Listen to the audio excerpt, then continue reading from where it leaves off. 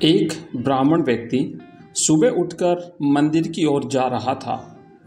वहाँ उसे रास्ते में 1 रुपये का सिक्का मिलता है। वह ब्राह्मण व्यक्ति मन में विचार करता है कि यह 1 रुपये का सिक्का मैं किसी दरिद्र यानी गरीब व्यक्ति को दे देता हूँ।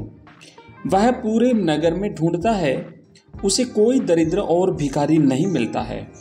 हर रोज की तरह सुबह ब्राह्मण मंदिर की ओर प्रस्थान करता है।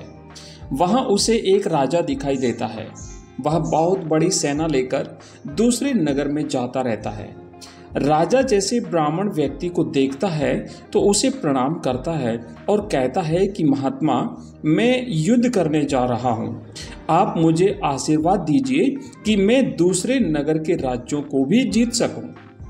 यह सुनते ही वह ब्राह्मण व्यक्ति 1 रुपये का सिक्का उस राजा के हाथ में थमा देता है।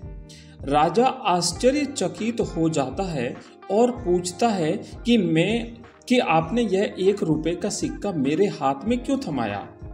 ब्राह्मण व्यक्ति उत्तर देते हुए कहते हैं कि मैं कई दिनों से कोई दरिद्र व्यक्ति ढूंढ रहा हूँ जिसे 1 रुपये का सिक्का दे सकूं।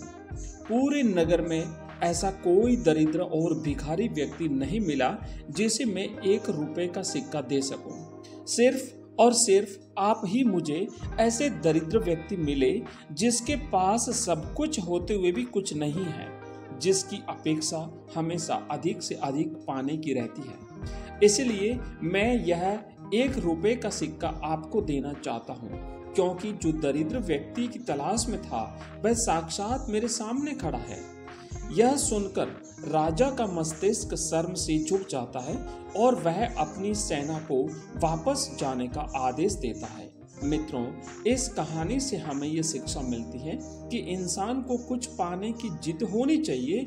वह बहुत अच्छी बात है, पर आजकल व्यक्ति की इतनी तीव्र इच्छा होने के कारण मन में विचार आता है, तेरे जेब का पैसा मेरे जेब में कैसे आए।